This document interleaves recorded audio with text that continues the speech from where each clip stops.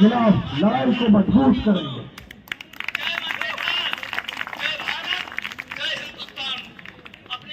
साथियों, उसके बाद हमें एक मसौदा तैयार करना है। मैं आप लोगों से शेयर करूंगा कि कैसे हम अपनी लड़ाई को कैसे मजबूत किया जा सकता है। लेकिन उससे पहले आपको अपनी सफलताओं के बारे में भी पता होना चाहिए। 1 इंच जमीन के लिए अपने पड़ोसी से कटने मरने के लिए तैयार हो जाते हो। आप वही लोग हो जो पड़ोसी आपका 1 इंच से 2 इंच जमीन हड़प लेता है, उसके लिए कटने मरने के लिए तैयार हो जाते हो। ये तो आपकी पूरी जिंदगी है और इससे आपकी 3 पीढ़ी, पूरे 3 पीढ़ी की भविष्य संवरने वाली है। आप सभी को सोचना चाहिए, जब 1 इंच जमीन के लिए हर परिस्थिति से गुजरने के लिए तैयार हो जाते हो, ये तो तुम्हारी पूरी जिंदगी है, इसके लिए लड़ना पड़ेगा। और आबाद मोमेंट क्रिएट मैं करूंगा पूरे देश में। अगर भर्ती नहीं होती है तो जब 1200 किलोमीटर चलकर दिल्ली आ सकता हूं तो पूरे देश में घूमकर विरोध भी कर सकता हूं, क्योंकि हमने अपना अधिकार खोया। अधिकार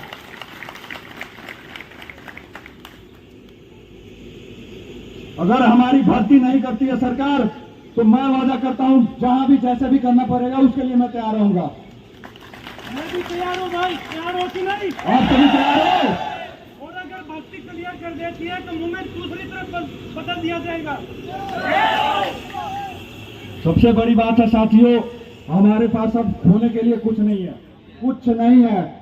गांव में, शहर में A फॉर एप्पल, लेकिन गांव में A फॉर एप्पल नहीं, A फॉर आर्मी और एयरफोर्स पढ़ाया जाता है। पता है ना सभी को? A फॉर एप्पल शहर में, लेकिन हम सभी पढ़ते हैं A for army, A for air force. हमारे अंदर आज भी वही जोश जुनून दौड़ रहा है। हम लोग 10 गोली खाने के लिए तैयार है आज भी बॉर्डर पे जाकर। हमें कुछ नहीं चाहिए, दुनिया की कोई सुख सुविधा नहीं चाहिए हमें चाहिए तो AK-47 और वर्दी, जिसके लिए हमने खून पसीना चलाकर भर्ती क्लियर किया था ना? भर्ती क्लियर किया था ना? हमने पूरी ईमानदारी पूर्वक भर्ती क्लियर किया था, ना कि पैसा देकर क्लियर किया था। साथियों, सबसे बड़ी बात है, जब हमने भर्ती क्लियर किया था उस समय हमारे घर परिवार में सब में खुशी की लहर दौड़ रही थी। हर जगह फैमिली, परिवार, रिलेशन, हर जगह खुशी की लहर दौड़ रही थी। और हमने भी सपना बना लिया था, अब तो यार हमें फौज में भर्ती हम हो ही जाएंगे, क्योंकि हमारा सिलेक्शन पूरा हो चुका है। और इतना बड़ा सपना हमने सोच रखा था, पूरा लगभग 60 साल का मेनू तैयार करके रखा था। ये सभी युवा कर रखा था, मैं अपना ही नहीं बता रहा हूं, सभी कोई अपना मेनू तैयार करके रखा था पूरे 60 साल का, कि क्या कैसे करना है। हमारा सपना एक ही है कि साला आर्मी का बुलेट चाहिए, एक बुलेट गाड़ी चाहिए और एक छोटा सा घर चाहिए। दूसरा हमने क्या सोचा था, ये सबका सपना था कि ट्रेनिंग पूरा करके आएंगे और एक बुलेट गाड़ी लेंगे। और दूसरा सपना क्या था? थार। सभी किसी का सपना था, जिस सपने को पल भर में चकनाचूर कर दिया गया। आखिर हमने इनसे क्या मांगा था? क्या कुर्सी मांगा था? हमने इनसे कुर्सी मांगा था? आप लोगों ने कुर्सी मांगा था इनसे? किसी ने मांगा था? फिर हमारे साथ ऐसा क्यों हुआ? बहुत दुख तकलीफ की बात है मेरे साथियों। आज हम लोग पोस्टर बैनर लेकर ददर की ठोकरें खा रहे हैं। सभी किसी के तन पे वर्दी होता, सभी किसी के तन पे वर्दी होता आज, और हम कहीं ना कहीं सीमा की सुरक्षा कर रहे होते। साथियों, हमारे साथ बहुत बड़ा अन्याय हुआ है। हमें तो लगभग ऐसा स्टेज पे हम थे कि वहां से हमारी भर्ती होने के बाद में हमारे सारे सपने पूरे हो सकते थे, लेकिन इन्होंने ऐसा किया कि ना हम इधर के रहे ना उधर के रहे। हमारा 3 साल बर्बाद किया गया है। 3 साल में सोचो, अगर उसी समय, जिस समय हमारी भर्ती हुई थी, उस समय अगर रद्द कर दी जाती तो हमें उतना तकलीफ और टेंशन नहीं होता। और एक और बात है साथियों, 6,34,000 एयरफोर्स वाले ऐसे विद्यार्थी थे जिनका एग्जाम हो चुका था, उनका भी रिजल्ट जारी नहीं किया गया। हमारे भर्ती के बाद की बात है ये। जब हमारी भर्ती क्लियर थी उसके बाद 6,34,000 एयरफोर्स के ऐसे स्टूडेंट थे जिनका सारा मतलब एग्जाम वगैरह हो गया, केवल रिजल्ट आना बाकी था। और वो भी साथी हमारे साथ जुड़ने को तैयार है। वो सभी हमारे साथ कल या परसों से हमारे मूवमेंट में जुड़ने के लिए साथ आने को तैयार है। अब हमारी संख्या धीरे धीरे बढ़ने लगी है। अभी भी पूरे देश के उन सभी युवाओं को आह्वान करते हैं, जो युवा इन सरकार से पीड़ित है वो सभी आकर हमारा साथ दे और हम सभी एक आवाज बनके इस सरकार को झुकाएंगे और अपना हक वापस लेंगे, क्योंकि हमारा अधिकार छीना गया है और हम अपना अधिकार वापस लेकर ही रहेंगे। मैं चाहूंगा आवाज उठाई।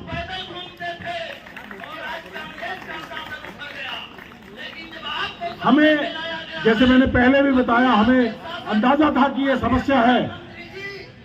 अग्निपथ देश के लिए एक वो नासूर है जो इस देश को गुलामी की तरफ बढ़ा रहा है,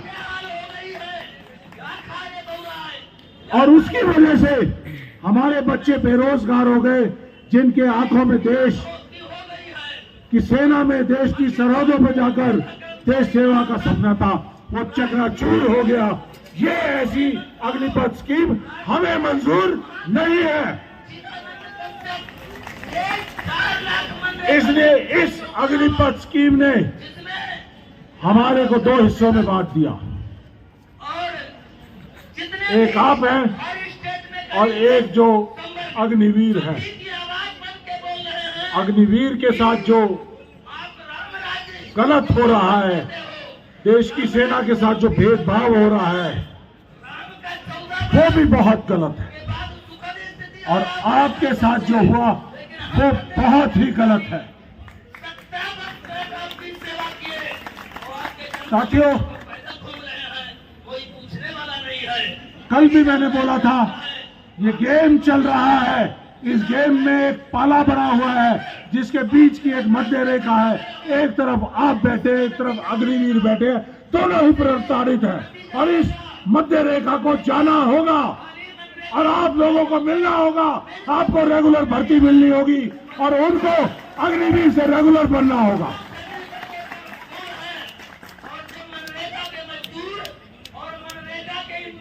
हम आपकी आवाज उठा रहे हैं और उठाते रहेंगे न्याय मिलने तक।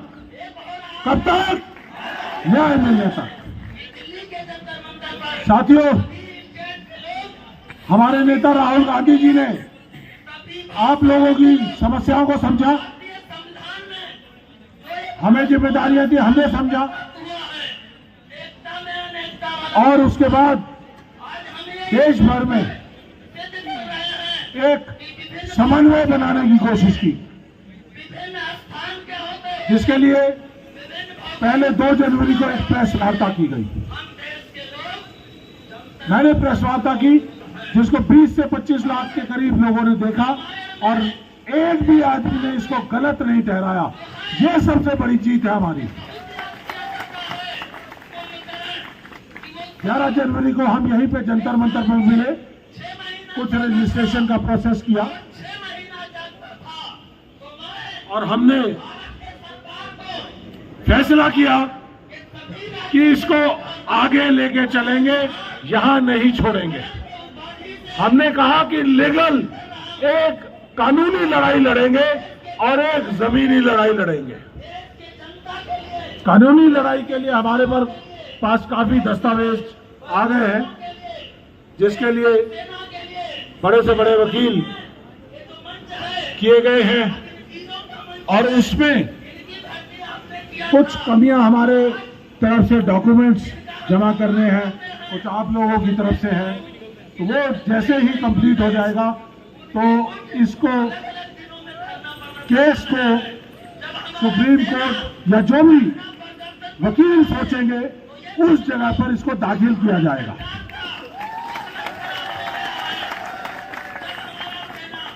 बहुत बड़े वकील हैं, देश के जो नामी गिनामी 2-3 वकील हैं, सबसे बड़े वकील, वो आपका केस लड़ेंगे।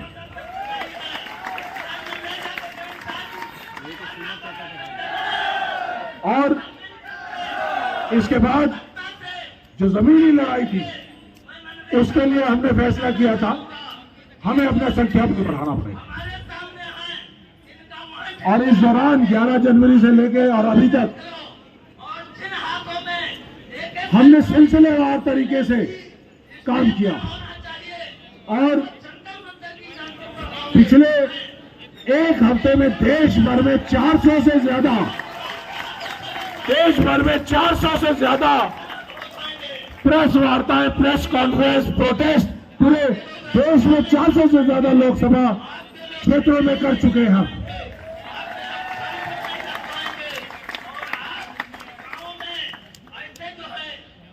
जो आपसे यहां पर घूमकर सवाल पूछना चाहते हैं, जिसको कोई बैनर पसंद नहीं हो या किसी को आपके साथ किसी का साथ पसंद ना हो, तो उसको बताना कि हम आपका साथ भी लेंगे, जरूर लेंगे।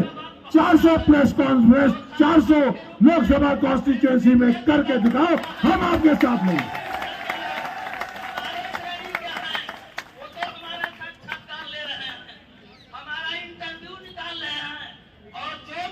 और इस एक हफ्ते के बाद प्रेस कॉन्फ्रेंसेस, प्रोटेस्ट पूर्व सैनिकों ने किए और जो आवाज निकल कर आई कि ये अन्याय युवाओं के साथ हुआ है, सेना के साथ हुआ है, तो ये सेना और युवाओं को न्याय मिलना चाहिए।